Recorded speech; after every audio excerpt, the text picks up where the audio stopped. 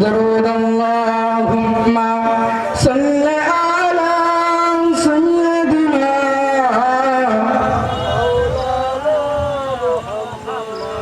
وعلى آل سيدنا مولانا محمد সকলে একটু কলেমা জিকির করি লা ইলাহা লা ইলাহা লা ইলাহা ইল্লাল্লাহু মুহাম্মাদুর রাসূলুল্লাহ জোরে লা ইলাহা লা ইলাহা লা ইলাহা ইল্লাল্লাহু মুহাম্মাদুর রাসূলুল্লাহ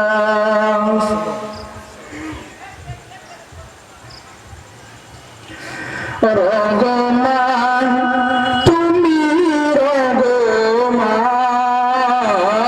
মোরা যে তোমারি গোলাম রহমান তুমি রহমান মোরা যে তোমারি গোলাম বলো লা ইলাহা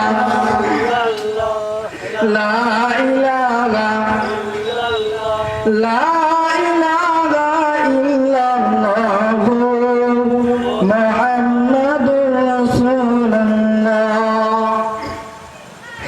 এসেছিলাম এই ভবেতে ছিল না মোদের কিছুই তবে যে এসেছিলাম এই ভবেতে ছিল না মোদের কিছুই তবে যে যা কিছু পেয়েছি সবই তোমারই দান যা কিছু পেয়েছি সবই তোমারই দান তুমি যে রহমান রহমান তুমি রহমান মোরা যে তোমারই গোলাম রহমান তুমি রহমান মোরা যে তোমারই গোলাম বলো লা ইলাহা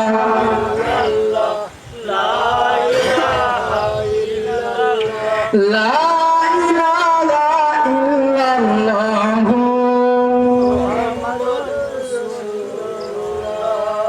درود اللهم صل على سيدنا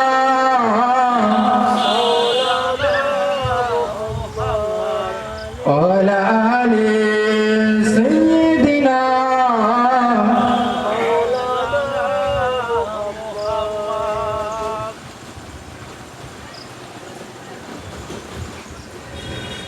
الحمد لله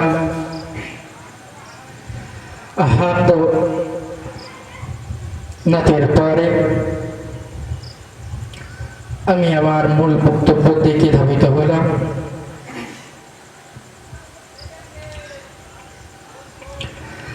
আল্লাহ পাক রব্বুল আলামিন মহামান্য কুরআনুল কারীমের মধ্যে পরিষ্কারভাবে জানিয়ে দিয়েছেন ইন্নাল্লাযীনা কাফারু নিশ্চয়ই যারা কুফরি করেছে সাওয়াউন আলাইহিম তাদের উপরে সমান আনজারতাকুম আম লাম তুনজিরহুম হে নবী আপনি তাদেরকে ভয় দেখান বা না দেখান লা ইউমিনুন তারা কখনোই ঈমান আনবে না। আপনি আমার কথা বুঝতে পারছেন তো? আল্লাহ পাক রব্বুল আলামিন কোরআনের মধ্যে পরিষ্কার জানিয়ে দিয়েছেন ইন্নাল্লাযীনা কাফারু নিশ্চয় যারা কুফরি করেছে সাওয়াউন আলাইহিম তাদের উপরে সমান আনজারতুম আম লাম তুনজিরহুম হে নবী আপনি তাদেরকে বোঝান বা নাই বোঝান লা ইউমিনুন তারা কখনোই ঈমান আনবে না। এই সমস্ত মানুষ কারা? যা আল্লাহর রাসূল তাদের কাছে গিয়ে বুঝিয়েছেন ইসলাম জিনিসটা কি, কোরআনটা কি, কিন্তু তারা বোঝেনি। যেমন আপনাদেরকে একটু উদাহরণ দেই,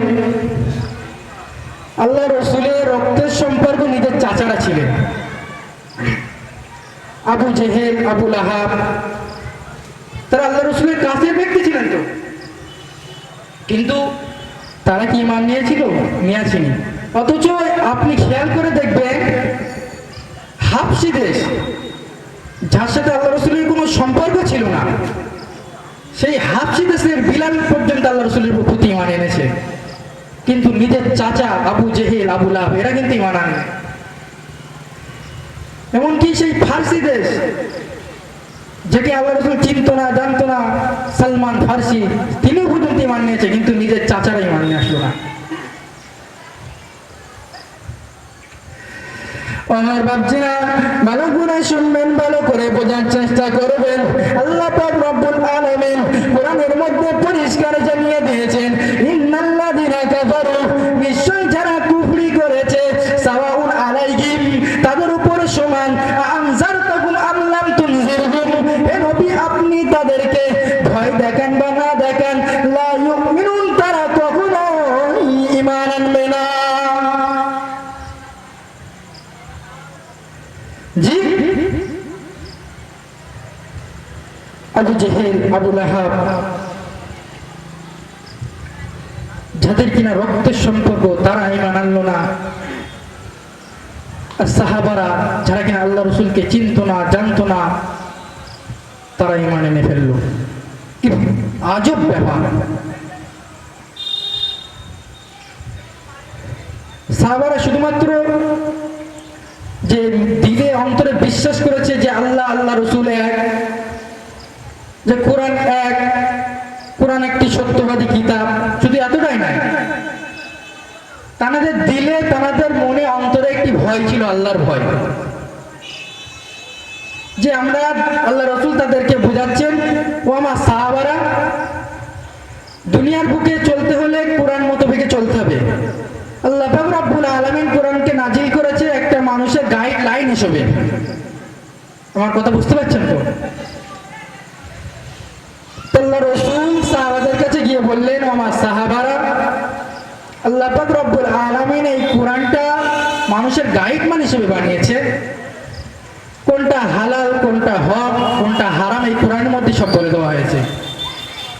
ও আমার সাহাবারা, যদি এই কোরআন মতো ভেবে তোমরা যদি চলো তা ভালো, নাহলে আল্লাহ পাক রব্বুল আলামিন আমাদের এই জীবনের থেকে আরেকটা জীবনে চলে যেতে হবে, সেই জীবনে ভয়াবহ জাহান্নামের আগুন ভোগ করতে হবে। আল্লাহ রাসূল সাহাবাদেরকে বোঝাচ্ছেন, এবং কি আল্লাহ রাসূল সাহাবাদেরকে বোঝাতে চাচ্ছেন যে আল্লাহ তাআলা কতটা পর্যন্ত দয়ালু, আল্লাহ তাআলা কতটা রাগী, সাহাবাদেরকে বোঝাচ্ছেন। এবং কি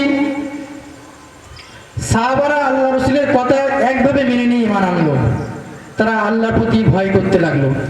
তারা সে কেমন ভয় করতো? আজকের আমরা যেমন এই রাস্তাঘাটে ঘুরে বেড়াই বা যেমন আমরা জীবন যাপন করছি, আমরা আল্লাহকে ভয় কি এমন ভয় তাদেরকে কখনো হয় নাই। তাদের একটা দিলের তাজরবা আলাদা ছিল। যেমন আমি একটি ঘটনা বললে আপনারা বুঝতে পারবেন। আমাদের এখানে মুজাদ্দিদুল জামান দাদা হুজুর পীর কেবলা রহমাতুল্লাহ আলাইহি,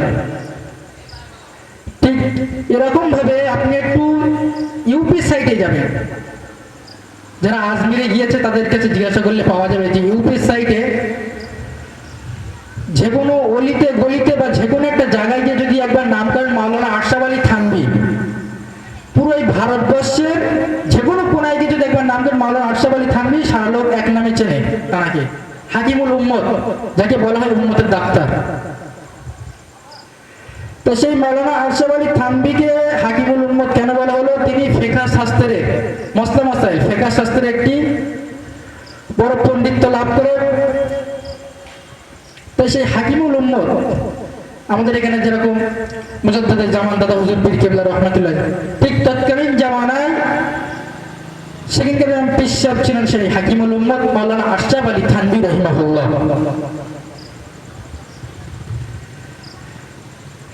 জি, তো মাওলানা আশরাফ আলী থানভী রাহিমাহুল্লাহ তিনি এত বড় আলিম ছিলেন এবং এত বড় আল্লাহ তাআলার ওলি ছিলেন। সাধারণত ওলি কাদেরকে বলা হয় এটা আমাদেরকে আগে বুঝতে হবে। ওলি তাদেরকে বলা হয় যারা আল্লাহ তাআলার বন্ধু। তা তিনি আল্লাহ তাআলার বন্ধু ছিলেন, ওলি ছিলেন সেই মাওলানা আশরাফ আলী থানভী। তা তিনি একদিন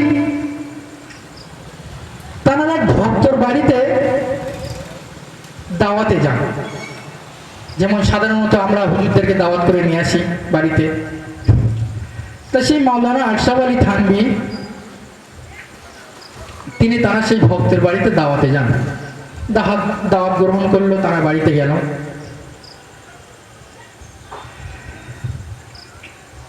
জি, তা সেই মাওলানা আশরাফ আলী থানভী সেই দাওয়াত থেকে যখন ফেরার পথে, দাওয়াত শেষে যখন বাড়ি ফেরার পথে যখন তিনি বাড়ির দিকে রওনা দেবে, সাধারণত আমাদের এখানে যে সমস্ত হুজুরদেরকে আমরা দাওয়াত নিয়ে আসি শেষে যাওয়ার সময় একটা হাদিয়া স্বরূপ কিছু দিয়ে থাকি, আপনারা সকলে জানেন তো একটা। ঠিক মাওলানা আশরাফ আলী থানভী সেই ভক্তটি খুব গরিব গুরুপ মানুষ একজন, তিনি আর কিছু পেলেন না তোমার মতন। আচ্ছা, আমাদের এই সাইডে যেরকম আম গাছ বা এইসব ধরনের চাষ বেশি হয়, ইউপির দিকে একটু আপনারা জানেন সকলে হয়তো যে আখের চাষটা একটু বেশি হয়, জানেন তো নাকি ইউপির সাইডে একটু। তা তার সেই ভক্তটি গরিব গুরুপ মানুষ মাওলানা আশরাফ আলী থানভীকে তারা নিজের হাতে চাষ করা একটি আখের এরকম সাইজের একটা গোছা দিল যে হুজুর এটা আমি আপনাকে হাদিয়া করছি, আপনি না বলবেন না, এটাকে আপনি নিয়ে যান, আপনি খাবেন এবং বাড়িতে নিয়ে গিয়ে আপনার পরিবারকে দেবেন। আমার যেটা বলতে চাচ্ছি, যেটা বোঝাতে যাচ্ছি, একটু মন খুলে শুনবেন। মাওলানা আশরাফ আলী থানভী রাহিমাহুল্লাহ একবার তার একটি ভক্তর বাড়িতে গিয়ে পৌঁছালেন দাওয়াতের জন্য। তিনি যখন দাওয়াত শেষে বাড়ির পথে রওনা দেবে, তারা সেই নির্ম ভক্তটি মাওলানা আশরাফ আলী থানভীকে দেবার মতন কিছু ছিল না। মাওলানা আশরাফ আলী থানভীকে দেবার মতন তার কাছে অর্থ বা কিছু ছিল না। সেই ভক্তটি তারা নিজ ক্ষেতের এক গুছা আখ কেটে ওই মাওলানা আশরাফ আলী থানভীকে হাদিয়া করে দেয়। হুজুর আমার, আপনি এই আখটা বাড়িতে নিয়ে যান, আপনি নিজে খাবেন এবং আপনি আপনার পরিবারদেরকে দেবেন। মাওলানা আশরাফ আলী থানভী বড় বুজুর্গ মানুষ ছিলেন। মাওলানা আশরাফ আলী থানভী বড় আল্লাহওয়ালা ছিলেন।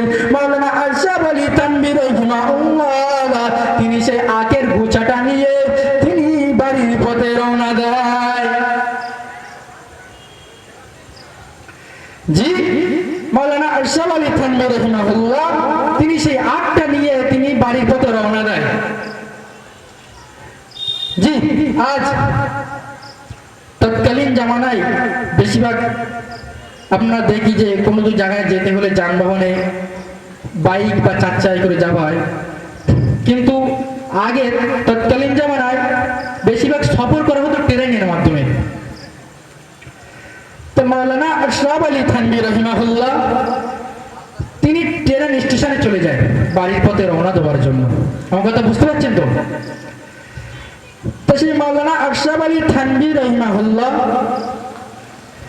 তিনি ট্রেন স্টেশনে গিয়ে এদিকে ওদিকে তাকাতে থাকে টিকিট কাউন্টারটা খোঁজার জন্য।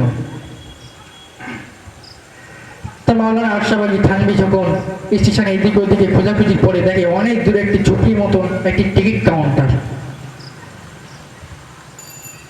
তো বুজুর্গ মানুষ তিনি গেলেন টিকিট কাউন্টারে গিয়ে বলছে যে টিকিট মাস্টার, আমি এই স্টেশন থেকে অমুক স্টেশন পর্যন্ত যাব, আমার একটা দুটো টিকিট দাও। জি, কি বলছে যে টিকিট মাস্টার, আমি আশরাফ আলী থানভী, আমি এই অমুক স্টেশন থেকে অমুক জায়গায় যাব, আমার দুটো টিকিট দেন। আমার মাওলানা আশরাফ আলী থানভী রেল স্টেশনে গিয়ে এদিকে ওদিকে তাকাতে থাকে। কিছুক্ষণ ঘোরাঘুরির পরে অনেক দূরে একটি ছোট ঝুপড়ি মতন দেখতে পাই। আস্তে আস্তে সেখানে যখন যায় কি দেখে সেটা টিকিট কাউন্টার। টিকিট কাউন্টারে গিয়ে বলে,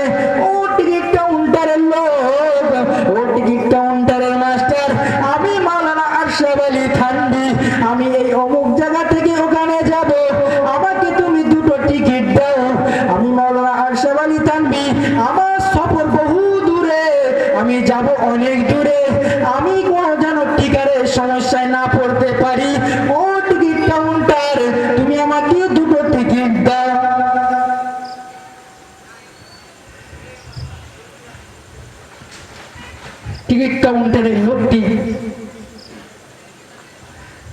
ভাবছে যে এনার সাথে তো আরো লোকজন আছে, ওই জন্য দুটো টিকিট কাটছে, কিন্তু ব্যক্তি তো একজন। কজন ব্যক্তি? ব্যক্তি একজন।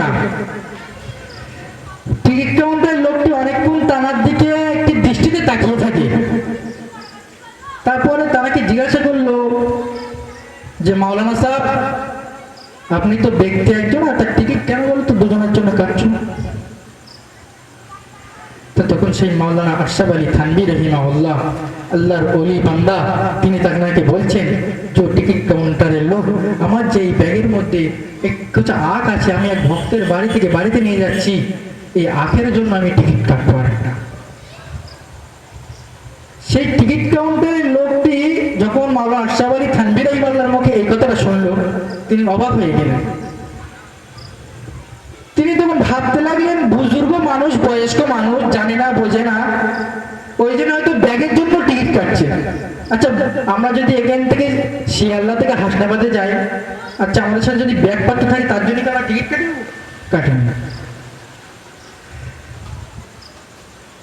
তো তিনি তাকে বোঝাতে লাগলেন, টিকিট কাউন্টার লোকটা আসলে থানভীকে বোঝাচ্ছে যে আপনি এখান থেকে যে অমুক জায়গায় যাবেন, তা আপনার ওই ব্যাগের জন্য টিকিট কাটা লাগবে না, আপনার শুধু একটা টিকিট কাটলে হয়ে যাবে। কিন্তু সেই বুজুর্গ মানুষ মাওলানা আশরাফ আলী থানভী যে কথাই হোক না কেন, শুধু একটা কথাই বেশি বেশি বলছে যে আমার সফর অনেক দূরে, আমি যাব অনেক দূরে, যেন আমার কোনো এই সফরে যেন ডিস্টার্ব না হয়, কোনো টিকারের যেন সমস্যা না হয়, ওই জন্য আমি দুটো টিকিট কাটছি, আমাকে দুটো টিকিটই দাও। মাওলানা আশরাফ আলী থানভী রাহিমাহুল্লাহ যখন টিকিট কাউন্টারের কাছে গিয়ে বলল, ও টিকিট মাস্টার, ও টিকিট কাউন্টারের লোক, আমি মাওলানা আশরাফ আলী থানভী, আমি মাওলানা আশরাফ আলী থানভী, আমি অমুক স্টেশন থেকে ওখানে যাব। ও টিকিট কাউন্টারের লোক, আপনি আমাকে দুটি টিকিট দেন, আমার জন্য একটা, আর আমার এই ব্যাগের মধ্যে যে আখ আছে ওই আখের জন্য একটা। টিকিট কাউন্টারের লোকটি দেখে অবাক হয়ে গেলেন। তিনি ভাবতে লাগলেন, একটি হাগল পাগল মানুষ, বয়স্ক বুজুর্গ মানুষ, তিনি হয়তো জানে না যে কোনো প্যাকেট বা ব্যাগের জন্য, বস্তুর জন্য টিকিট কাটা লাগে না। ও মাওলানা আশরাফ আলী থানভী, তোমার জন্য একটা টিকিট কাটো, তোমার হাতে যে এই থলে বা প্যাকেট আছে তার জন্য কোনো টিকিট কাটা লাগবে না। ও মাওলানা আশরাফ আলী থানভী, তোমার ও টিকিট কাউন্টারের ব্যক্তি, আমি মাওলানা আশরাফ আলী থানভী, আমি আমার সফর অনেক দূরে, আমি যাব বহু দূরে, আমার রাস্তায় যেন কোনো সমস্যা হয় না, আমার যেন কোনো চিকারের সমস্যা হয় না, এই জন্য আমি আমার একটা টিকিট আর আমার এই আখের জন্য একটা টিকিট কাটছি।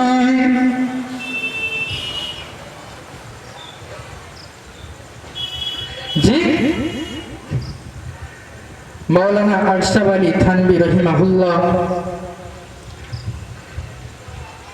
তিনি দুটো টিকিট কেটেই ফেললেন, কিন্তু শেষমেশে সেই টিকিট কাউন্টারের লোকটি, টিকিট কাউন্টারের ব্যক্তিটি তাকে জিজ্ঞাসা করলো যে হযরত জি, মাওলানা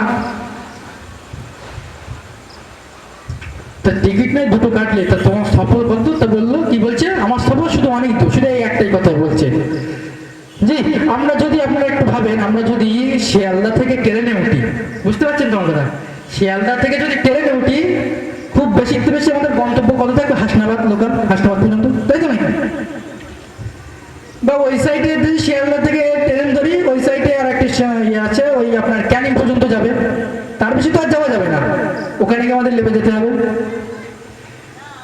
তো সে মাওলানা আশরাফ আলী থানভী রাহিমাহুল্লাহ তিনি সেই টিকিট কাউন্টারকে বোঝাচ্ছেন যে ও টিকিট কাউন্টারের ব্যক্তি, আমি মাওলানা আশরাফ আলী থানভী, আমার সফর অনেক দূরে, আমি এখান থেকে সফর করে যখন ট্রেনের পাড়ি শেষ করব, আমার একটা জীবনের একটা যে আমি জীবন চলছি, এটাও সফর আমার, যখন এই সফরটা যখন পার করব, আমার শেষ জীবনের একটাই তখন সফর হবে, একটাই গাড়ি, সেটা হলো আমাকে আমার আপন মানুষটাই আমাকে কবরে নিয়ে যাবে দাফন করার জন্য। সেই গাড়িটার নামটা আমরা সকলে জানি তো, খাটিয়া নামক এক গাড়ি। আশরাফ আলী থানভী। আপনারা বুঝতে পারছেন তো যে তার দৃষ্টি কত দূরে আছে? তিনি বসে আছেন কোথায়, আছেন কোথায়? ট্রেন স্টেশনে, কিন্তু ভাবছে কোথায়? সেই কবরের কথা।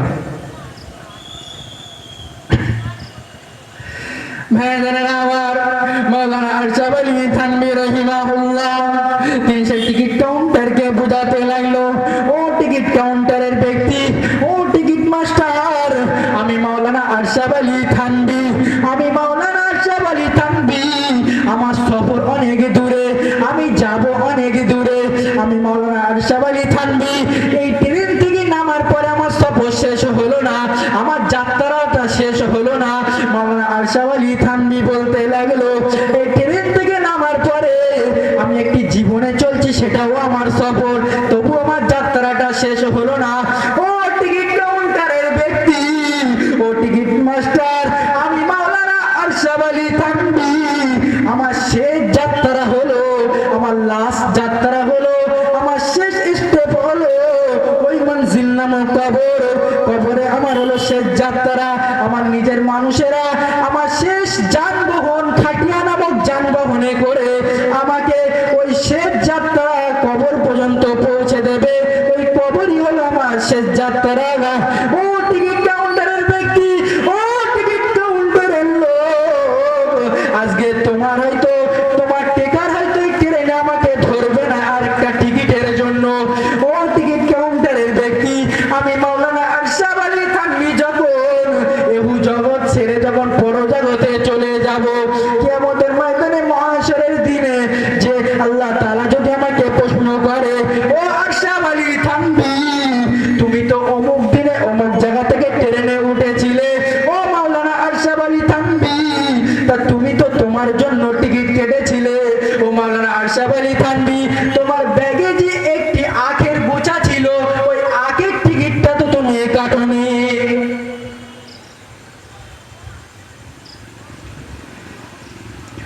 জি মাওলানা আশরাফ আলী থানভী, তারা কেন আল্লাহর কাছে এত প্রিয় বুঝতে পারছেন তো? তাদের দৃষ্টি কতটা দূরে, যে তিনি বলছেন যে টিকিট কাউন্টারের ব্যক্তি, টিকিট কাউন্টারের লোক, এই যে আখের গোছাটা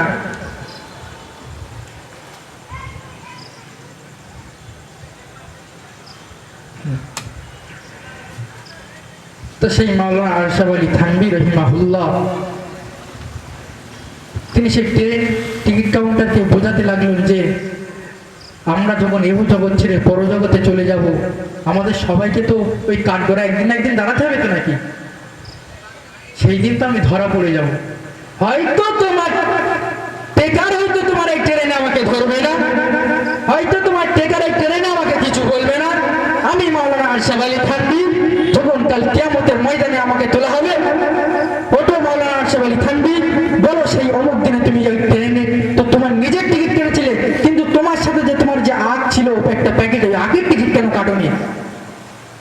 মাওলানা আশরাফ আলী থানভী বড় অসহায় হয়ে বলছেন যে, ও টিকিট কাউন্টারের ব্যক্তি, আমি আমার এতদিনের নামাজ কালাম হজ রোজা সব তো সেই দিন তাহলে বেকার হয়ে যাবে। তারা কত সূক্ষ্ম সূক্ষ্ম জিনিস নিয়ে ভাবছেন, বুঝতে পারছেন? আরো একটি ঘটনা বললে আপনারা বুঝতে পারবেন যে আল্লাহ ওয়ালারা কেমন ভয় করে গিয়েছেন আল্লাহকে। ইমামে আজম, ইমামে আবু হানিফা, আমরা সকলে নাম শুনেছি তো, আমাদের ইমাম। জি, তাই ইমামে আজম একবার তার একটি ছোট দোকানে শাড়ি কাপড় লুঙ্গি আরো যাবতীয় জিনিস ছিল, তার দোকানে একটি কর্মচারী ছিল, বুঝতে পারছেন তো? ইমামে আজমের একটি দোকান আছে, তার দোকানের শাড়ি লুঙ্গি এটা ওটা জিনিসপত্র আছে, তার সাথে তার একটা কর্মচারী ছিল, তার তিনি একটি নিজের প্রয়োজনীয় একটি কাজের জন্য একটু দূরে গিয়েছেন, তার কর্মচারীকে বলে গিয়েছে যে তুমি একটু দোকানের দিকে খেয়াল রাখো, তাকে দাম সব বুঝিয়ে দিয়ে গেছেন যে এই জিনিসটা অমুক দাম, এত দাম। হ্যাঁ, ইমামে আজম আবু হানিফা রাহমাতুল্লাহ আলাইহি তিনি তার প্রয়োজনীয় সময়ের জন্য একটু কিছু দূরে গিয়েছেন। তিনি যখন ফিরে আসলেন দোকানে কিছুক্ষণ পরে, খুলে এসে যখন ডোয়ারটা খুলে দেখলেন যে কত টাকা কি বেচা কেনা হয়েছে, তিনি দেখছেন যে প্রচুর টাকা। তারা কর্মচারীকে ডাকলো, বাবা এদিকে এসো তো, এত টাকা কোথা থেকে আসলো? তো তারা কর্মচারীটা বলছে, আপনি যখন চলে গিয়েছেন এক ব্যক্তি আসলো, সে একটা লাভ হয়ে গিয়েছে একটা কারণে। তো বলছে কি, একটু খুলে বলো তো আমাকে বিষয়টা কি হয়েছে। তা বলছে যে আপনি যখন চলে গিয়েছিলেন এক ব্যক্তি আসলো, তো একটা শাড়ি চেয়েছিল, আমি সে বিক্রি করে ফেলেছি। শাড়িটা তো ধরেন যে শাড়িটার দাম ছিল আপনার 500 টাকা, এই 150 টাকা কাটা শাড়ি। তা আমি সে ভালো শাড়ি দামে 500 টাকা বিক্রি করে দিয়েছি। আচ্ছা, এখন বর্তমান জামানায় আপনি যদি একটা দোকানে কর্মচারী রাখেন, সেই কর্মচারীটি ঠিক একই অবস্থায় একই জিনিস যদি করে, আপনি এসে খুশি হবেন তো নাকি? যে শাড়ি বিক্রি হচ্ছে না 100 টাকায়, সেটা তুমি 500 টাকায় বিক্রি করে দিচ্ছেন, আপনি খুশি হতে 50 টাকা দেবেন তো, তাও মিষ্টি খেয়ে এসো, এরকম বলবেন তো নাকি? কিন্তু তারা কত আল্লাহওয়ালা ছিল, তিনি খুশি হননি, তিনি যখনই এই কথাটা শুনতে পেল, তিনি যখনই তার মুখে এই কথাটা শুনলো, তিনি দুঃখে কাঁদতে শুরু করলো। ভাইজানেরা আমার, একটু মন খুলে শুনবেন। ইমামে আজম আবু হানিফা রাহমাতুল্লাহ আলাইহি, তার একটি দোকানের মধ্যে শাড়ি কাপড়ের ব্যবসা ছিল। তিনি যখন একটি প্রয়োজনীয় কাজের জন্য দূরে চলে যায়, তার একটি কর্মচারীকে তিনি দোকানে বসিয়ে রেখে যায়। কিছুক্ষণ পরে যখন তার আবু হানিফা রাহমাতুল্লাহ যখন ওই দোকানে ফিরে আসে, তার কর্মচারীকে জিজ্ঞাসা করলো কেমন বেচা কিনা হয়েছে। তিনি বলছে অনেক ভালো বেচা কিনা হয়েছে। ইমামে আজম আবু হানিফা রাহমাতুল্লাহ আলাইহি, তিনি যখন ওই পয়সার দোয়ারটি খুলতে লাগলো, তিনি দেখলো যত টাকা হবার কথা ছিল না, তার থেকে বেশি পয়সা এখানে আছে। তিনি তখন সেই কর্মচারীকে ডাকলো, ও বাবা কর্মচারী, এত টাকা এখানে কোথা থেকে আসলো বাবা? তিনি বলতে লাগলো, আপনি যখন এখান থেকে চলে গিয়েছিলেন, ওপরের দিকে একটি শাড়ি ছিল, কাটা শাড়ি, যেটা কোনো বিক্রি হতো না, ওই শাড়িটা আমি বেশি দামে বিক্রি করে ফেলেছি। ওই শাড়িটার দাম ছিল 150 টাকা, আমি ওই শাড়িটা 500 টাকায় বেচে ফেলেছি। ইমামে আজম আবু হানিফা রাহমাতুল্লাহ আলাইহি বিষয়টি শুনে, কথাটি শুনে তিনি দুঃখেই ভেঙে পড়ল। ও কর্মচারী, তুমি এটা কি করলে? এখন আমি কি করে বুঝবো ওই ব্যক্তিটি যে 500 টাকা দিয়েছে এই দুয়ারে কোথায় খুলবো? সেই টাকা তো এর সাথে মিশে গিয়েছে, এখন আমি কি করব? জি, আজকের অনেকেই দেখবেন যে মাদ্রাসা, মসজিদ, মক্তবের সেক্রেটারি, ক্যাশিয়ার আছে। তা একজন ব্যক্তি যদি আমার কাছে কারোর কাছে গিয়ে যদি 500 টাকা দেয়, আর যে বলে যে এটা মসজিদে দিয়ে দেবে, তার কিছুক্ষণ পরে আর একজন ব্যক্তি তার কাছে যে বলছে তোমার কাছে যে 500 টাকা পায় সেটা দাও। তা কিছু কিছু লোক আছে দেখবেন যে ওই যেটা মসজিদের জন্য দেওয়া হয়েছে তাকে সেই টাকাটা ইতি দিয়ে দেয়, আর তিনি কি বলেন যে আমি বাড়ি গিয়ে পূরণ করে দেবো আমার নিজের টাকা দিয়ে। আবারও এখনো বর্তমান জামানায় এমন কিছু মানুষ আছে আপনারা দেখবেন যে যেই কাজের জন্য তাকে টাকা দেওয়া হয়েছে, হয়তো মসজিদে দেওয়ার জন্য, মাদ্রাসায় দেওয়ার জন্য, মক্তবে দেওয়ার জন্য, কিন্তু সে আরো অন্য একজন যদি ব্যক্তি তাকে যদি টাকা পায়, এসে যখন যদি চায়, এমনও কিছু মানুষ আছে এই জামানার কথা বলছি, তারা কিন্তু সেই টাকা দেয় না, বলে বাবু এই পয়সাটা যে কাজের জন্য এসে সেই কাজে দেবো, আমি দরকার পড়ে আমার টাকাটা তুমি যে পাও আমি বাড়ি থেকে এনে দেবো, এরকম বলে। তো সেই ইমামে আজম আবু হানিফা রাহমাতুল্লাহ আলাইহি, তারা কত সূক্ষ্ম জিনিস নিয়ে ভাবতেন। তিনি ভাবছেন যে সেই 500 টাকা তো আর তো আমি খুঁজে বের করতে পারি, এত টাকার সাথে মিশে গেছে, আমার কি করব যদি কাল কিয়ামতের দিনকে আমাকে হিসাব দিতে হয়? কার ভয়? আল্লাহর ভয়। বুঝতে পারছেন তো? আল্লাহর ভয় শুধুমাত্র। ইমাম আজম রাহিমাহুল্লাহ তিনি সেই পয়সাগুলো একত্রিত করে সেই জামানার যত গরিব গুরব মানুষ ছিল, ইমামে আজম আবু হানিফা রাহমাতুল্লাহ আলাইহি সেই পয়সাগুলো তিনি তাদের মধ্যে বিলিয়ে দিলেন। জোরে বলুন না সুবহানাল্লাহ। তাদের কত ভয় ছিল আল্লাহ তাআলার জন্য। ঠিক ইমামে আজম, তার নাম হলো নোমান বিন সাবিত। একবার এক মুসলমান আর এক ইহুদির মধ্যে জমি জায়গা নিয়ে একটি ঝামেলা হয়। তো সেই নোমান বিন সাবিত অর্থাৎ ইমামে আজম, ইমামে আবু হানিফা রাহমাতুল্লাহ আলাইহি কথা বলা হচ্ছে। তো সেই ইহুদি ব্যক্তি আর মুসলমান ব্যক্তিটি তিনি ইমামে আজমের কাছে যাচ্ছে একটি বিচার নেবার জন্য, জমি নিয়ে ঝামেলা হয়েছে। তা তার বাড়িতে গিয়ে যখন খোঁজা হলো যে ইমামে আজম বাড়িতে আছে, তো বাড়ি থেকে খোঁজ পেয়ে গেল যে বাড়িতে নেই। তো ইমামে আজম নোমান বিন সাবিত তিনি তারা একটি কলসি নিয়ে নদী থেকে পানি নিয়ে বাড়ির প্রয়োজনীয় কাজের জন্য বাড়িতে নিয়ে আসছিলেন।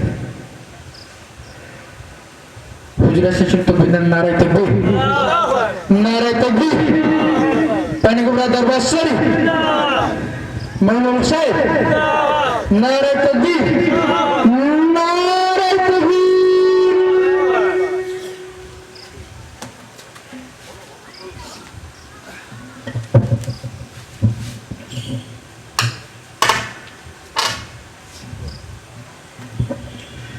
জি, তো যে কথা বলছিলাম ইমামে আজম নোমান বিন সাবিতের কথা, তা দুইজন ব্যক্তি কি বলেছি, ইহুদি ব্যক্তি একজন, একজন মুসলমান ব্যক্তি, বুঝতে পারছেন তো? তা একজন ইহুদি ব্যক্তি একজন মুসলমান ব্যক্তি একটি জমি জায়গা নিয়ে ঝামেলা হবার কারণে তিনি কি করলেন, ইমামে আজমের কাছে বিচার নেওয়ার জন্য গিয়েছে। তো তারা বাড়িতে গিয়ে যখন তারাকে খুঁজে পেল না, ইমামে আজম নোমান বিন সাবিত তিনি একটি কলসি নিয়ে নদী থেকে পানি তুলে এনে বাড়ি একটা প্রয়োজনীয় কাজের জন্য নিয়ে আসছিল। তা সেই নোমান বিন সাবিত যখন বাড়িতে আসছিল তখন সেই দুই ব্যক্তির সাথে দেখা হলো যে হুজুর আমাদের এরকম একটি বিষয় নিয়ে ঝামেলা হচ্ছে, আপনি একটা সমাধান করে দেন। তা সেই নোমান বিন সাবিত পানিটা তুলে নিয়ে এসেছিল, কলসিত করে, কলসির গায়ে পানি লেগেছিল, সেগুলো তো শুকিয়ে গেছে, আস্তে তলার দিকে অল্প পানি আছে, নিচে লেগে আছে। তা তিনি একটি জায়গায় বসে সেই পাত্রটি, কিছু কিছু রিওয়ায়েতে আছে নিজের হাঁটুর উপরে, আবার কিছু কিছু জায়গায় এসছে যে জমিনের উপরে, তার মানে এত জমিনের উপরে কাপড় বিছিয়ে তার উপরে রেখেছে। মেয়েরা আমার একটু মন খুলে শুনবেন, ইমামে আজম নোমান বিন সাবিত রাহিমাহুল্লাহ তিনি একবার নদী থেকে এক কলসি পানি তুলে নিয়ে আসছিলেন, আর একবার এক ইহুদি আর এক মুসলমানের মধ্যে একটি জমি নিয়ে একটি দুর্দান্ত ভাবে ঝামেলা হয়। এক ইহুদি ব্যক্তি আর এক মুসলমান ব্যক্তি তারা বিচারের জন্য নোমান বিন সাবিতকে খোঁজার জন্য তার বাড়িতে গিয়ে পৌঁছালেন। ও নোমান বিন সাবিত, আমরা আপনার কাছে এসেছি বিচারের জন্য, কিন্তু তাকে বাড়িতে পেল না। নোমান বিন সাবিতকে যখন তারা পায় না, আবার যখন তারা বাড়ি থেকে যখন ফিরে আসার পথে তার সাথে দেখা হয়ে গেল। ও নোমান বিন সাবিত, আমরা দুইজন ব্যক্তি আপনার কাছে একটি বিচার নিয়ে এসেছি, একটি জমি সংক্রান্তে, আপনি আমাদের বিচারটা করে দেন। ও নোমান বিন সাবিত ইমামে আজম তাদের বিচার করার জন্য একটি জায়গাতে গিয়ে বসলেন, এবং তার হাতে যে কলসিটা ছিল, শুদ্ধ নদী থেকে পানি তুলে আনা সেই কলসির গায়ে তো কোনো পানি ছিল না। সেই পানিগুলো চুয়ে যখন সেই কলসির তলাতে আছে, তিনি তখন সেই কলসিটা একটি জমিনের উপরে, একটি মানুষের জায়গার উপরে একটি কাপড় বিছিয়ে তার উপরে রাখলো। সেই দুটো মানুষ তো দেখে অবাক হয়ে গেল। ও নোমান বিন সাবিত, আমাদের বিচারটা পরে হবে, কিন্তু এই বিষয়টা কি, তুমি তো কলসিটা এমনি রাখলেও রাখতে পারতে, কিন্তু ওই কলসির নিচে ওই কাপড়টা দেবার দরকার কি ছিল? কলসির নিচে একটি পাতলা ধরনের একটি কাপড় দিয়ে রেখেছে। ও নোমান বিন সাবিত, আমাদের বিচারটা পরে হবে। সেই দুই ব্যক্তি বলছে আমাদের বিচারটা পরে হবে, আগে এই বিষয়টা কি, এটাকে আমাদের একটু খোলাসা করে বলেন যে কি জিনিসটা কি হচ্ছে এখানে। ইমামে আজম নোমান বিন সাবিত আমাদেরকে বোঝাতে লাগলো, এই জমিনটা আমার না, এমনকি জায়গাটাও আমার না।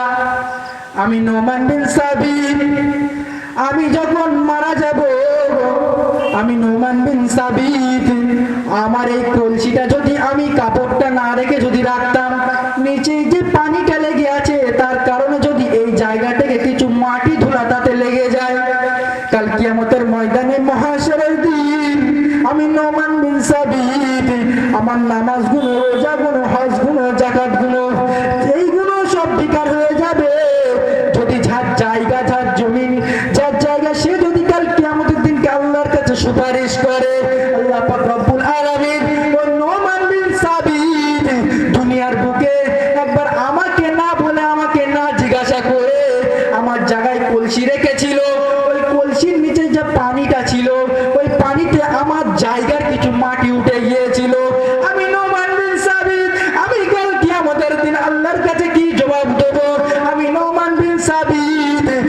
আল্লাহর সামনে আমার মুখটা কেমন ভাবে দেখাবো? আমি নোমান বিন সাবিত, আমার এত বছরের নামাজ রোজা হজ যাকাত সব বেকার হয়ে যাবে। আমি তো এই কলসিটা এখান থেকে বাড়ি নিয়ে চলে যাব, কিন্তু কার জায়গা আমি জানি না, কিন্তু কার জায়গা আমি তাকে চিনি না, তাকে আমি কেমন ভাবে বলতে পারি? ওই জন্য আমার আল্লাহর ভয়ে আমি এই কলসির নিচে এই কাপড়টি বিছিয়ে দিয়েছি, যাতে করে এই কলসির নিচে কোনো মাটি বা ধুলো যেন না জড়ায়। জোরে বলুন না সুবহানাল্লাহ। তারা আল্লাহ তাআলাকে কেমন ভয় করতেন, সূক্ষ্ম সূক্ষ্ম জিনিসকে সবসময় ভয় করে চলে গিয়েছেন। ঠিক ততরূপ ভাবে আমাদেরকে আল্লাহ তাআলাকে তাদের মতন ভয় করে চলতে হবে, তাহলে তাদের মতন কামিয়াবি হতে পারবো আমরা, তাই তো নাকি? তো হুজুর চলে এসেছেন, আর বেশি কিছু বলবো না। আল্লাহ তাআলা আমাদের যেন বলার থেকে শোনার থেকে বিশেষে আমল করার তৌফিক দান করুন। সকলে বলি আল্লাহুম্মা আমিন। সকলে এদিক ওদিকে যারা ঘোরাফেরা করছেন, হুজুর চলে এসছে, আপনারা তাড়াতাড়ি মজলিসে চলে আসুন। সকলে একটু মহব্বতের সাথে দরুদ আল্লাহুম্মা